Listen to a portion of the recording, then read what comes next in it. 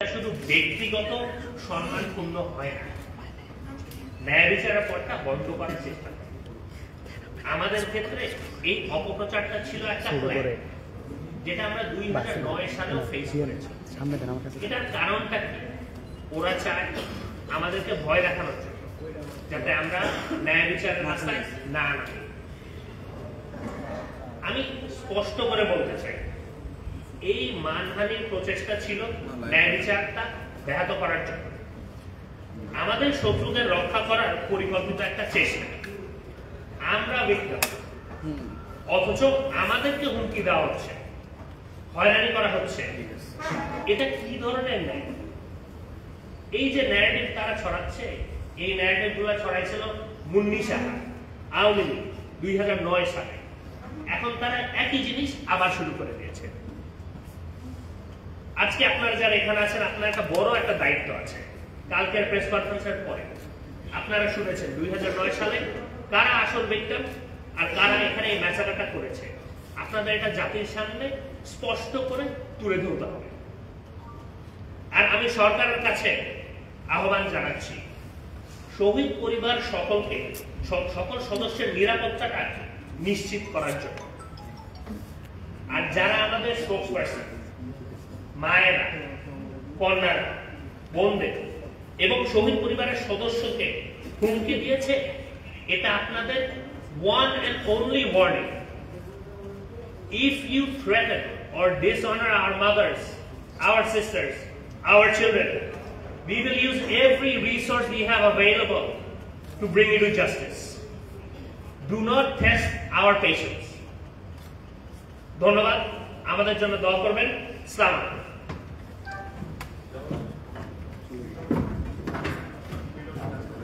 পড়বে ভাইয়া, পড়বে। বক্স আছে, বক্সে দেন। এরা পাবেন, আমরা পাবো নিচ থেকে। এই যে বক্স আছে, বক্সে দেন।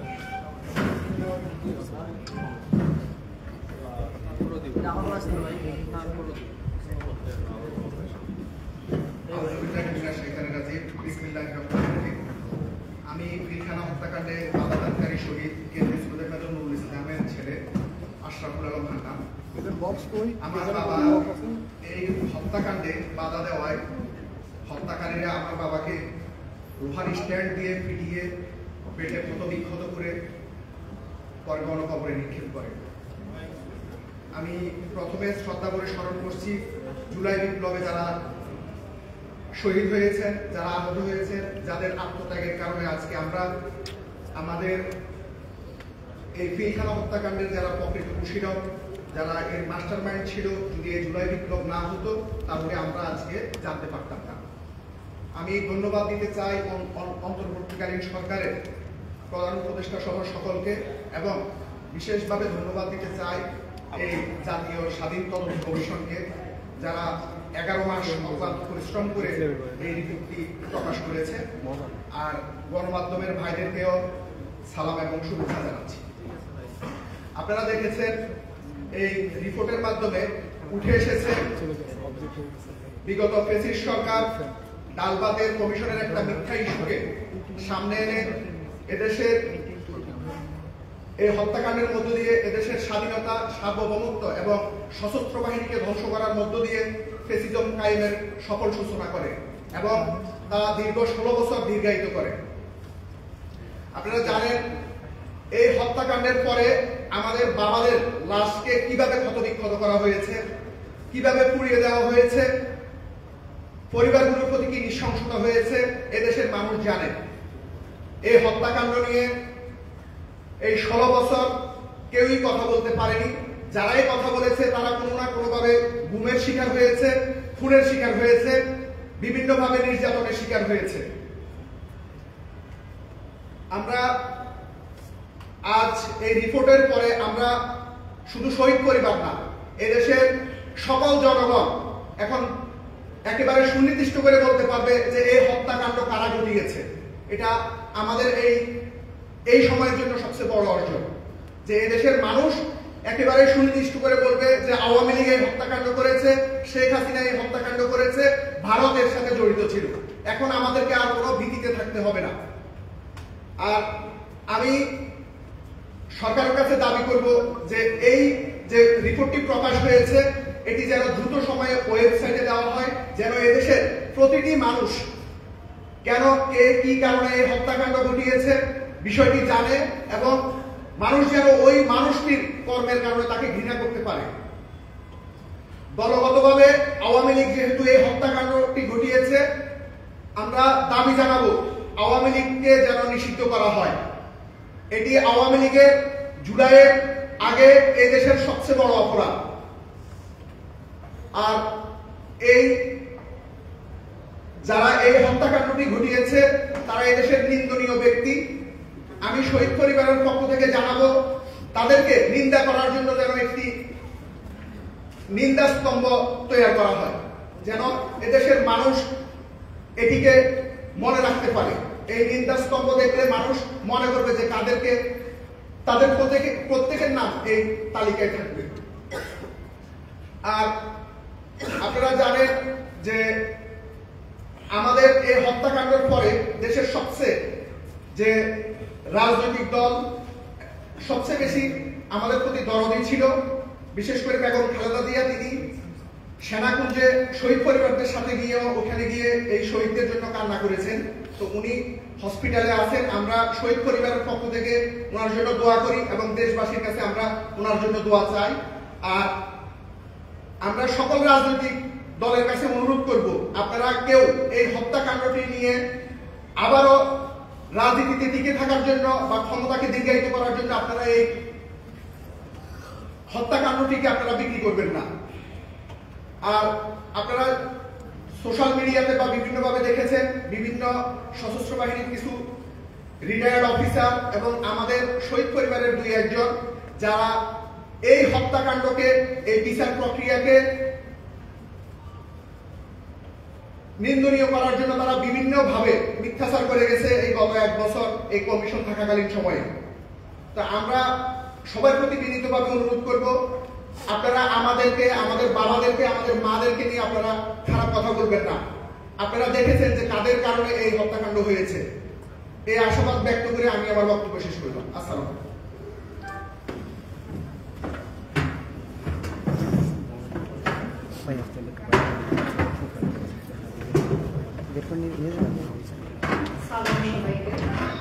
আমার নাম নাজিয়া, আমি শহীদ মেজর মুসা থেকে সন্তান।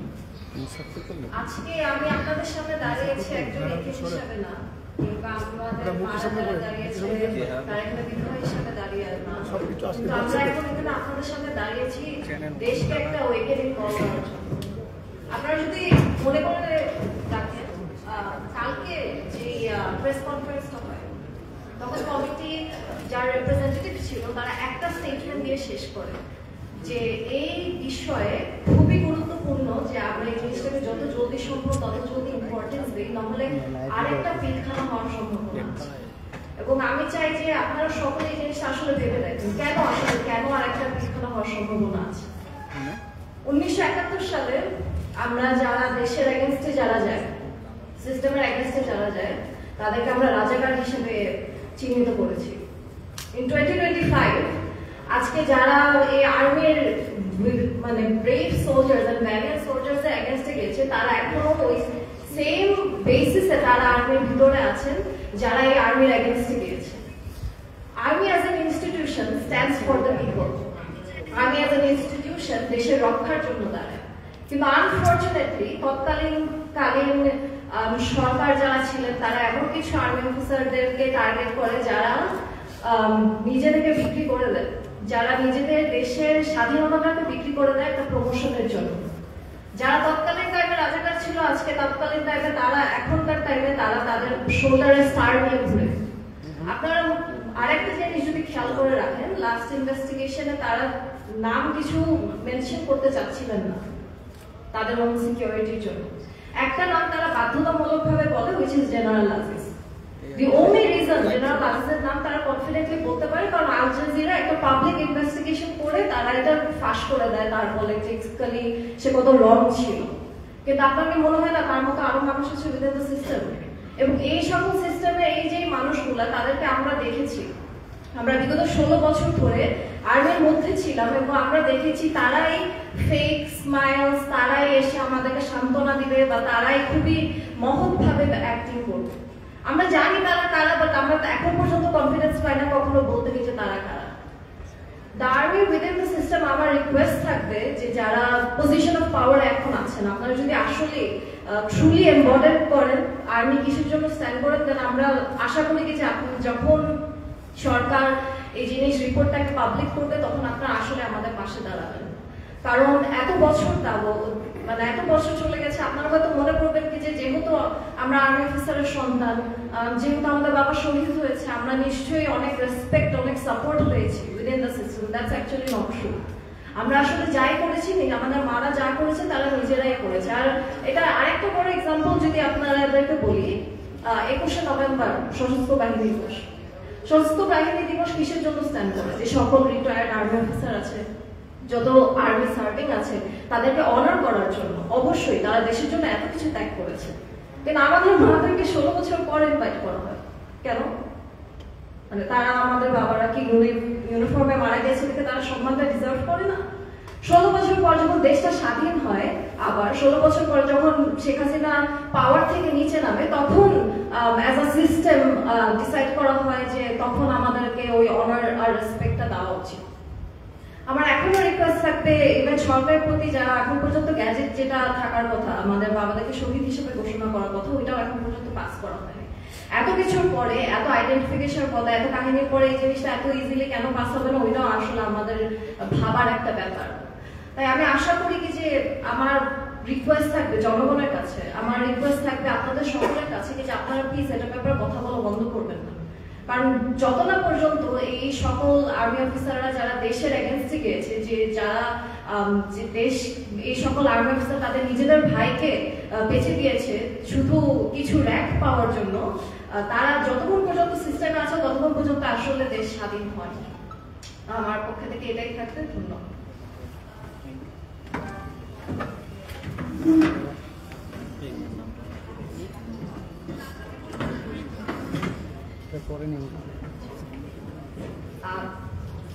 আমি ডক্টর ফাতিমা বুশরা।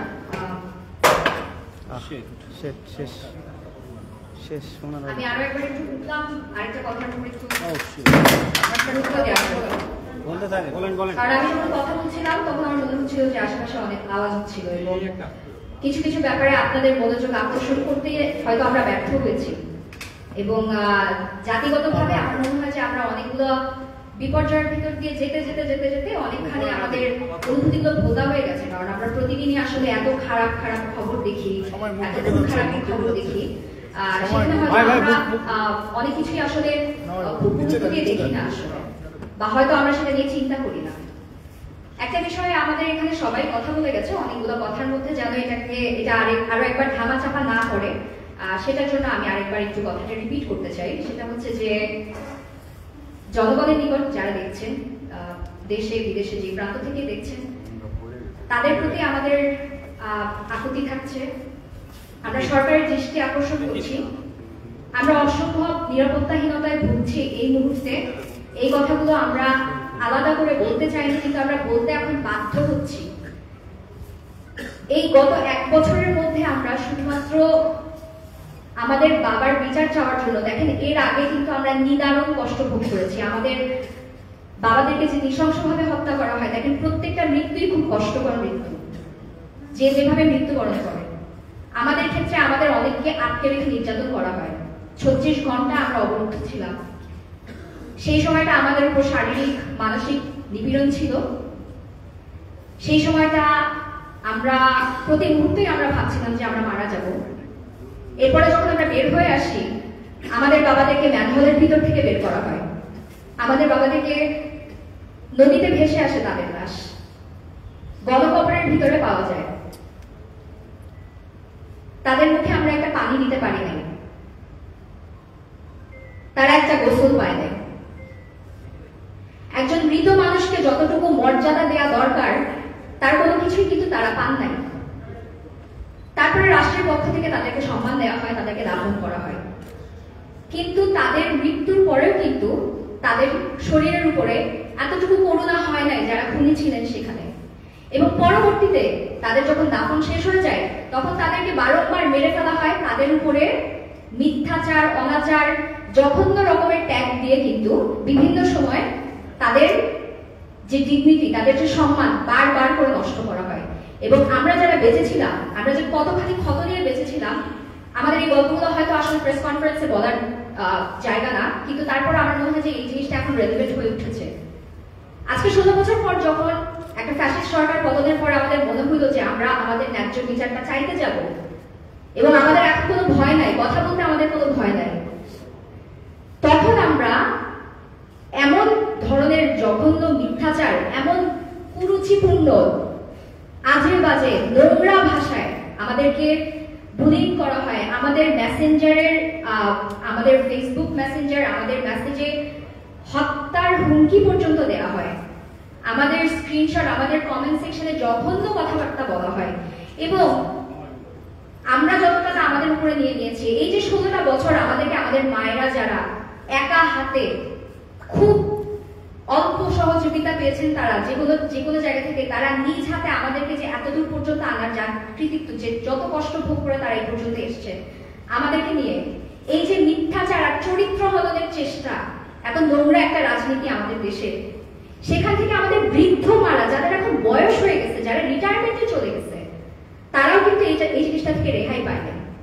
এবং এখানে এভাবে আসলে একটা ফ্যাসিস্ট সরকারের পতন হয়ে যাওয়ার পরে আমরা তখন নিরাপদ বোধ করতাম না, কথা বলতে আমরা তখন ভয় পেতাম, এখনো আমরা ভয় পাচ্ছি। এটা খুবই দুঃখজনক একটা ব্যাপার।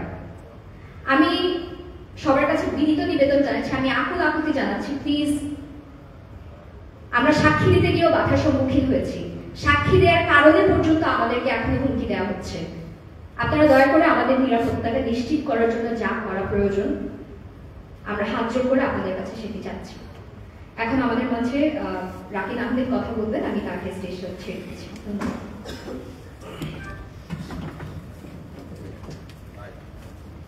বিসমিল্লাহিররহমানিররহিম।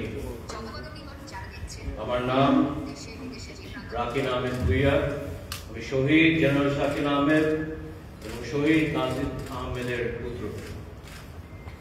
প্রথমে আমি বিডিআর কমিশনকে ধন্যবাদ জানাতে চাই রিপোর্টটা প্রধান উপদেষ্টা কার্যালয়ে পেশ করার জন্য। এর আগে আমি কিছু ইতিহাস আপনাকে সংক্ষেপে বলতে চাই। একটা বড় কারণ পিলখানা হত্যাকাণ্ডের জন্য হচ্ছে বড়ইবাড়ি এবং রৌমারীর যুদ্ধে। তখন আমার বাবা রংপুর সেক্টর কমান্ডার ছিলেন এবং ওই যুদ্ধে ভারতের বিরুদ্ধে লড়াই করে বিজয় হয়ে এসেছিলেন।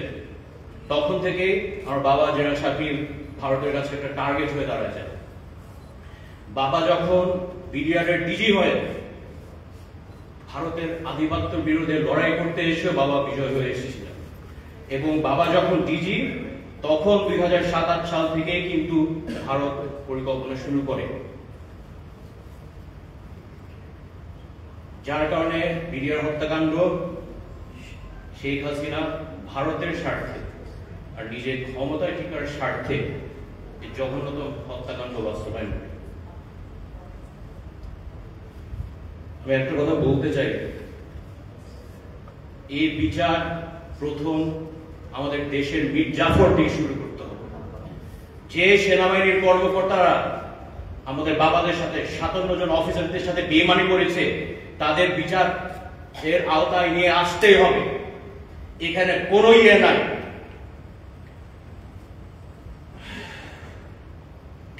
যদি এই মীর জাফরদের বিচার করা না হয় তাহলে কিন্তু ভবিষ্যতে আরেকটা পিলখানা হত্যাকাণ্ড করার সুযোগ রয়েছে। 2009 সালের পরে সেনাবাহিনীর মধ্যে যে পরিমাণ ডিস্ট্রাস্ট তৈরি হয়েছিল, কোর্সমেটকে বিশ্বাস করতে পারতো না, জুনিয়র অফিসার সিনিয়র অফিসারকে বিশ্বাস করতে পারতো না। আগে একটা নন কমিশন সৈনিকের উপর যদি কিছু হইতো পুরো সেনাবাহিনী আগায় যেত। সেনাবাহিনীর এ ন্যাশনাল জুডিশিয়াল ছিল এবং এ সাহস ছিল। এটা এই সেনাবাহিনী আমার বাবা নেতৃত্ব দিয়েছিল, এক সময় 57 অফিসার নেতৃত্ব দিয়েছিল।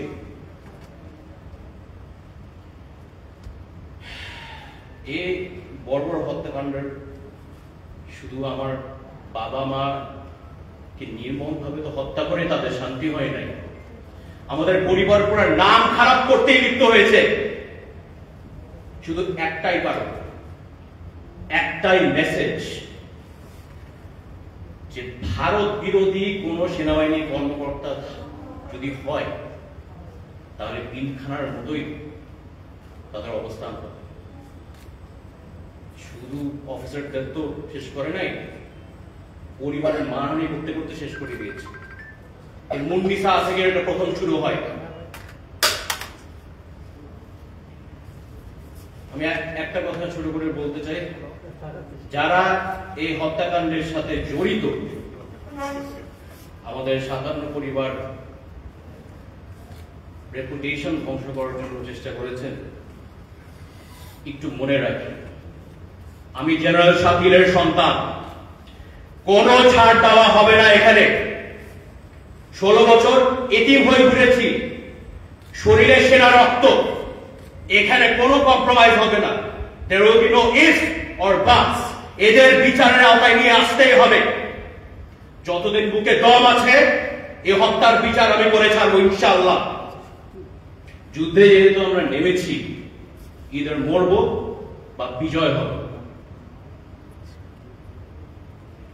রিপোর্টে যাদের নাম এসেছে, আমরা চাই সরকার এখন দ্রুত প্রসিডিং শুরু করে দেওয়া উচিত এবং 16 বছর অন্যায়ভাবে অনেক সামরিক কর্মকর্তা অন্যায়ভাবে যারা বঞ্চিত হয়েছেন বা চাকরিচ্যুত হয়েছেন, যে দেশপ্রেমিক সেনাবাহিনীর কর্মকর্তা অন্যায়ভাবে যদি কোনো বিডিআর সৈনিক যদি চাকরিচ্যুত হয়ে থাকে, তাদের পক্ষেও যেন সরকার পদক্ষেপ নেয়, এটা আমরা জোর দাবি জানাচ্ছি আমাদের পক্ষে। ধন্যবাদ। আসসালামু আলাইকুম।